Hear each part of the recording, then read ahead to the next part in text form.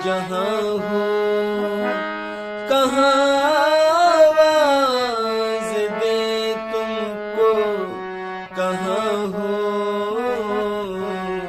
अकेले हैं चले आओ जहाँ हो। हेलो नमस्कार, एक्शन बॉलीवुड म्यूजिक में आपका बहुत बहुत स्वागत है। जब हम कोई गीत बजाते हैं, गीत बजाते वक्त हमारे हाथ की स्पीड क्यों बढ़ जाती है, और जब स्पीड बढ़ जाती है तो हमारा गीत गलत हो जाता है। हम जब कोई गीत बजाते हैं तो गीत ओरिजिनली एक्चुअली हमारे माइंड में गीत जिस टेम्पो में गीत होता है, हमारे माइंड में वही टेम्पो सेट होता है। जैसे हमने ये भी गीत बजाया, अकेले हैं चले आओ, ये टेम्पो में ये गीत है, तो हमारे माइंड में वही टेम्पो होता है जो गीत का ओरिजिनल टेम्पो है। और जब हमने जिस टेम्पो में गीत को सुना होता है, हम उसी टेम्पो में जब बजाते हैं तो उसी टेम्पो में बजाने की कोशिश करते हैं, और हमारे हाथ में उतनी स्पीड होती नहीं है, इसीलिए हमारा गलत हो जाता है। क्योंकि गाना अगर आपको इस तरह आप बजाएं, अकेले हैं चले आओ, तो गलत नहीं होगा, क्योंकि आपके हाथ में इतनी स्पीड है जितनी स्पीड में हमने बजा के दिखाया, और आप बजाते हैं उसकी ओरिजिनल स्पीड में, जिस स्पीड में वो गाना बजा है। या मान के चलो ये गाना या कोई अन्य गाना भी अगर होगा तो वो भी जिस स्पीड में आप सुनते हैं आप उसी स्पीड में बजाने की कोशिश करते हैं, और गीत तभी गलत हो जाता है। क्योंकि उस स्पीड में तो आप जब भी बजा पाएंगे जब आपका हाथ उस तरह तैयार होगा, आपके हाथ में उतनी स्पीड होगी, तभी तो आप उस गाने को बजा पाएंगे उस स्पीड में। और उतनी स्पीड ना होने के कारण हमारा गलत हो जाता है। यही कारण है कि जब हम कोई गाना बजाते हैं तो हमारे हाथ की ऑटोमेटिकली स्पीड बढ़ जाती है। हमने जिस चीज को जिस टेम्पो में सुना होता है, हमारे माइंड में वो वही टेम्पो बैठा होता है, और हम जब उसको बजाने की कोशिश करते हैं तो हम उसी टेम्पो में बजाने की कोशिश करते हैं और हमारा गलत हो जाता है। तो ये चीज आपको खाली ध्यान रखनी है कि जब आप कोई गाना बजाते हैं तो गाना बजाते वक्त आप बिल्कुल उस टेम्पो पे ध्यान ना दें जिस टेम्पो में गाना बजा है। आप वो टेम्पो पे ध्यान दें जिस टेम्पो में आपका हाथ चल सकता है। जितनी स्पीड में आप बजा सकते हैं उतनी स्पीड में आप बजाएंगे तो गाना कभी गलत नहीं होगा। उस समय क्या होता है, शुरू में जैसे अब कोई हमने ये गीत बजाया, अब इस गीत का आपको सरगम दिया गया, तो सबसे पहले उस सरगम को आपको अपने माइंड में सेट करना होता है, क्योंकि वो तो एक ओरिजिनल सिंगर ने गाया है, ओरिजिनल चीज बनी हुई है। अब उनके जैसा हम जब ही बजा पाएंगे जब उनके जैसी हमारी प्रैक्टिस होगी। प्रैक्टिस तो हमारी है नहीं, हम तो बिल्कुल लर्न कर रहे हैं और शुरुआत कर रहे हैं, और बजाना हम बिल्कुल उनके जैसा चाहते हैं। तो उनके जैसा बजाने के लिए आपको अपने हाथ को उनके जैसा ही तैयार करना होगा, तभी आप उनके जैसा बजा पाएंगे। ठीक है, तो कोई भी गीत जब आप बजाते हैं तो उसको सबसे पहले शुरू में जितनी स्पीड आपके हाथ में है या जो भी है, कोई चीज गलत हो जाती है बजाते वक्त तो उसको बिल्कुल स्लो हो जाइए, और स्लो होकर के बहुत ही आराम से बजाइए। अकेले हैं चले आओ। अब इस तरह आपने बजाया, धीरे धीरे इस फ्रेज को आप तैयार कर लीजिए। अकेले हैं चले आओ, अकेले हैं चले आओ। एक ही फ्रेज को जब आप बार बार उसको प्रैक्टिस करेंगे तो वो फ्रेज आपका मेन टेम्पो में आ जाएगा। जब वो मेन टेम्पो में आ जाए फिर आप आगे चले जाइए। अकेले हैं चले आओ जहाँ हो जहाँ हो। अब यहाँ भी आपको वही सिचुएशन अपनानी, क्योंकि यहाँ तो हमने मेन टेम्पो में बजाया, अब हमारे हाथ में तो उतनी स्पीड है। ठीक है, तो बिल्कुल उस टेम्पो में आप गाने को ना बजाएं जिस टेम्पो में गाना है। सबसे पहले तो आप उसको स्लो में तैयार करें। दूसरी बात क्या है, इसीलिए हमारा हाथ जो है ना, हमारे हाथ को तैयार करने के लिए हमको बहुत सारे अलंकार दिए जाते हैं, बंदिशें दी जाती हैं, सरगमें दी जाती हैं। उनको जब हम धीरे धीरे बजाते हैं और बजा करके अपने हाथ को तैयार करते हैं, जब आपका हाथ एक अच्छी खासी स्पीड में आ जाता है, फिर अगर आप कोई चीज बजाते हैं तो वो प्रॉपर स्पीड में बज पाती है। क्योंकि जब तक हमारा हाथ नहीं दौड़ेगा हारमोनियम पे, तब तक हम उस चीज को उस तरह कैसे बजा पाएंगे जिस तरह वो है। ठीक है। तो सबसे पहले अपने या तो आप हाथ को तैयार करें, और अगर आप अलंकार है, ये बंदिशें हैं, उनको नहीं करना चाहते, खाली आप गाना ही बजाना चाहते हैं, तो उस गाने को बिल्कुल स्लो में आप प्रैक्टिस करें। उस टेम्पो में बिल्कुल भी प्रैक्टिस ना करें जिस टेम्पो में वो है। अगर उसमें करेंगे तो आपका वो प्रॉपर गलत ही होगा और वो कभी सही नहीं होगा। अच्छा, दूसरी चीज क्या है, आप जब उसको बजाने बैठते हैं और उसको बार बार आप बजाते हैं तो वो आपके हाथ की स्पीड जो है ना वहीं पे पहुंच जाती है जहां पे वो उसका मेन टेम्पो है। तो आप उसको बार बार बजाते हो तो बार बार गलत होता है। उसमें क्या होता है, आप माइंड में आपके टेंशन आ जाता है। कभी कभी कई लोगों मैंने देखा वो बहुत गुस्सा में आ जाते हैं कि बज क्यों नहीं रहा है। अरे भाई, आप अपने आप पे गुस्सा कर रहे हैं लेकिन उस चीज को समझ नहीं रहे हैं।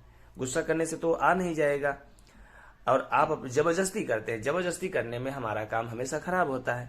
इसलिए जबरदस्ती नहीं करनी है, उस चीज को आपको समझना। जितनी ज्यादा आप जबरदस्ती करेंगे, जितना ज्यादा गुस्सा करेंगे, उतना ही वो नहीं बजेगा। आप उसका कुछ बिगाड़ तो सकते नहीं बजेगा तो नहीं बजेगा, क्या क्या कर सकते हैं उसका हम। इसलिए वहां गुस्सा नहीं करनी है, वहां पे आपको पेशेंस रखना है और उस चीज को बिल्कुल स्लो में बजाना है। स्लो में आप बजाएंगे तो आप बिल्कुल अच्छे से बजा लेंगे और धीरे धीरे उसको तैयार करके आप स्पीड में ला सकते हैं। ठीक है, इस तरह आपको उसको समझना है। इसीलिए कई बार मुझे बहुत सारे लोगों ने बताया कि जब मैं बजाता हूं तो वो मेरा गलत हो जाता है। गलत इसीलिए हो जाता है, और दूसरी चीज क्या है कि आपके माइंड में उतनी अच्छी सरगम भी नहीं बैठी होती है। अब गा के बाद में धा का ट्यून क्या है वो हमें पता ही नहीं है। धा पे जाएंगे तो धा का जो ट्यून है वो हमारे माइंड में तो है नहीं। जैसे दबाएंगे आवाज कोई अलग जाएगी और धा का जो सिचुएशन है वो तो है ही वहां पे। तो बस इसका बस यही एक सोल्यूशन है कि आप बिल्कुल स्पीड में ना बजाएं उस चीज को, बिल्कुल स्लो में बजाएं। धीरे धीरे अपने हाथ को तैयार करें, अपने माइंड में स्वर को बिठाएं। और अगर मैं तो यही कहूंगा कि आप सबसे पहले तो अलंकारों का खूब प्रैक्टिस करें। हर व्यक्ति अलंकारों से भागता है, जबकि सबसे अच्छी प्रैक्टिस आपकी अलंकारों से ही होती है। अलंकारों से ही आपको हारमोनियम पे दौड़ना आता है, अलंकारों से ही आपकी ताल मजबूत होती है, अलंकारों से ही आपको स्वर ज्ञान होता है, नॉलेज होता है। जब हम बहुत सारी प्रैक्टिस कर लेते हैं तरह तरह से, हर स्केल से और ये करके जब हम प्रैक्टिस करते हैं तभी हमारी तो उंगलियां तैयार होती। अब जैसे हमने बिलावल में बजाया कोई अलंकार, सारे ग म प ध नि सा, सा नि ध प म ग रे सा, बिलावल में बजाया तो बिलावल की फिंगरिंग कुछ और है। अभी पूर्वी में बजाएंगे तो पूर्वी की फिंगरिंग कुछ और हो जाएगी, सारे ग म प ध नि सा, सा नि ध प म ग रे सा, इसकी फिंगरिंग अलग हो गई। और कोई थाट में बजाएंगे तो उसकी फिंगरिंग अलग होगी। इसलिए हमको अलग अलग रागों में, अलग अलग थाटों में अलंकारों को प्रैक्टिस करना होता है ताकि हमारी फिंगरिंग जो है ना हर तरह से तैयार हो। जब हमारी फिंगरिंग हर तरह से तैयार होती है तभी हम हर तरह के गाने भी बजा पाते हैं। अगर हर तरह नहीं तैयार है तो हम हर तरह के गाने नहीं बजा पाएंगे। अपने हाथ को हर तरह से तैयार कीजिए। हाथ जब हर तरह से तैयार होगा, तरह तरह के अलंकारों को, तरह तरह के रागों में, थाटों में प्रैक्टिस कीजिए, स्वर विस्तार कीजिए, सरगमों को प्रैक्टिस कीजिए, बंदिशों को प्रैक्टिस कीजिए। इन सब चीजों को आप खूब प्रैक्टिस कीजिए तो आपका अच्छा हाथ तैयार होगा और आप कुछ भी बजा लेंगे। ठीक है, तो गुस्सा करने से या इरिटेट होने से इनसे हमारा काम नहीं चलेगा। ठीक है, जो मैंने आपको तरीका बताया है, कोई भी चीज आप बजाइए, मैं फिर से कहता हूं कि आप उसको बिल्कुल स्लो में बजाइए। स्लो में बजाएंगे तो वो जरूर बज जाएगी। अब जैसे हम कोई छोटा सा एक गाना ले लेते हैं, जैसे कोई गाना स्लो होता है, कोई फास्ट होता है।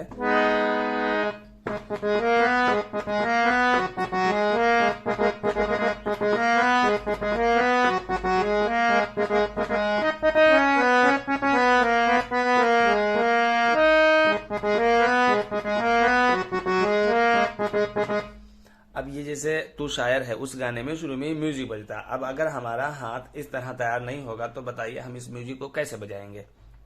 तो हमारा वो, क्योंकि ये तो गाना थोड़ा स्पीड में बज रहा है, इस तरह जब तक स्पीड नहीं होगी तब तक वो बजेगा। तो इस जैसे इसमें इतनी स्पीड है, अब इतनी स्पीड अगर हमारे हाथ में नहीं होगी तो हम इसको नहीं बजा पाएंगे। अब मान लीजिए चलो अगर यही गाना आपको बजाना पड़ जाए तो इसको भी हमें बहुत ही पहले स्लो में बजाना, क्योंकि इसका मेन मीटर टेम्पो यही है। अब ये मेन टेम्पो है, मेन टेम्पो में जब भी हम बजाने बैठेंगे तो हम मेन टेम्पो में ही उसको बजाएंगे, और वो मेन टेम्पो में इसीलिए बजता नहीं है।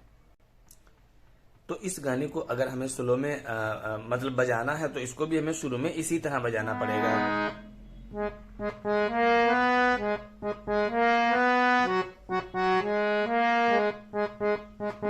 इस तरह आप बजाएंगे तो आपका हाथ सेट होगा और धीरे धीरे उसमें स्पीड बढ़ा के आप मेन टेम्पो में पहुंच सकते हैं। ठीक है, तो इस वीडियो में बस इतना ही मैंने बताने के लिए मैं आया हूं कि जो कई लोगों ने मुझसे यही पूछा था कि हमारा स्पीड क्यों बढ़ जाता है और हमारा गलत क्यों हो जाता है, तो उसका यही मेन कारण है। तो आप उसको अगर आप अपना सही कर लेंगे तो आपका कोई भी गीत कभी भी गलत नहीं होगा। ठीक है, तो मिलते हैं अगले वीडियो में। अगर आप सीखना चाहते हैं तो आप फिर क्लास ज्वाइन करें, मेरी क्लासेस ऑनलाइन होती हैं। देखिए, सबको मैं यही बोलता हूं कि अपना YouTube से समय बर्बाद ना करें। YouTube पे आपको वीडियो देखने के लिए मिल तो जाते हैं, उससे बहुत सारा नॉलेज भी मिल जाता है, लेकिन आपकी प्रैक्टिस नहीं हो पाती है। कोई भी बात हम जब आपको YouTube पे बताते हैं, YouTube में आप देखते हैं तो आपके दिमाग में नहीं गड़ती है, लेकिन जब आप किसी के पास बनकर सीखते हैं, वो जब आपको कोई चीज बताता है तो उस पर आपका पूरा अमल होता है और उसको तभी आप प्रैक्टिस कर पाते हैं, तभी वो माइंड में रुकती है। इसीलिए कहा जाता है कि संगीत जो है ना, जब तक किसी गुरु के साथ बंधते नहीं है तब तक वो ढंग से नहीं आता है, क्योंकि वहां पे आपको क्या होता है, स्टेप बाय स्टेप चलाया जाता है। एक चीज तैयार कराई, एक चीज के बारे में आपको सब बताया, कोई अलंकार आपने प्रैक्टिस किया, उस अलंकार के क्या फायदे हैं, उससे हमें क्या फायदा हुआ, और सारी बातें होती हैं। तो वो एक एक चीज आपको पता भी चलती रहती है और आपका प्रैक्टिस भी कंटिन्यू चलता रहता है। तो जो लोग YouTube पे खाली समय बर्बाद करते हैं, बहुत सारे लोगों को मैंने ये देखा, उनके मन में ये होता नहीं हम कहीं सीखने नहीं जाएंगे, हम YouTube से ही सीख लेंगे। तो उनको एक ना एक दिन सीखना जरूर पड़ता है। मेरे मन में भी कभी कभी यही आता था शुरू में कि नहीं, मैं कहीं नहीं जाऊंगा, YouTube पे तो इतना सारा टास्क पड़ा है, हम सीख लेंगे। टास्क तो चाहे कितना भी पड़ा हो, लाइब्रेरी में आप घुसते हैं, लाइब्रेरी में तो लाखों किताबें लगी होती हैं, लेकिन क्या आप उन सबको पढ़ पाते हैं? पढ़ाता आपको टीचर ही है उन सब किताबों को। किताबें तो आपके पास बहुत सारी हैं, लेकिन आप अपने आप नहीं पढ़ पाते हैं। मान लो कोई चीज पढ़ तो आपने ली, लेकिन उसका मतलब क्या है, उसके फायदे क्या है, वो तो हमको पता ही नहीं चलता। इसीलिए टीचर के साथ हमें बैठना ही पड़ता है और तभी हमें संगीत का भरपूर नॉलेज मिल पाता है और तभी हम उसको अच्छे सही ढंग से कर पाते हैं। ठीक है, तो अगर आप सीखना चाहते हैं तो आप क्लास ज्वाइन करें और मेरे साथ में बैठें और सीखें, तो आप अच्छा सीख पाएंगे और कहीं भी स्टेज परफॉर्मेंस के लिए अच्छी तैयारी कर पाएंगे।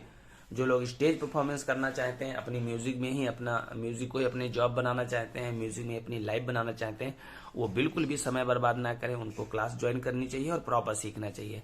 प्रॉपर आप सीखेंगे तो 4-5 साल आपको लगेंगे, 4-5 साल में आप अच्छे मास्टर बन जाएंगे, फिर आप कहीं भी अपने प्रोग्राम करें तो वो ज्यादा बेहतर रहेगा। अपनी मर्जी से लगेंगे तो पता नहीं 10 साल लगे रहते हैं लोग, और हो सकता है कितना समय लग जाए कोई पता नहीं, ना आप अच्छे कभी टीचर बन पाते हैं, ना अच्छे कलाकार बन पाते हैं। तो मिलते हैं अगले वीडियो में, तब तक के लिए नमस्कार।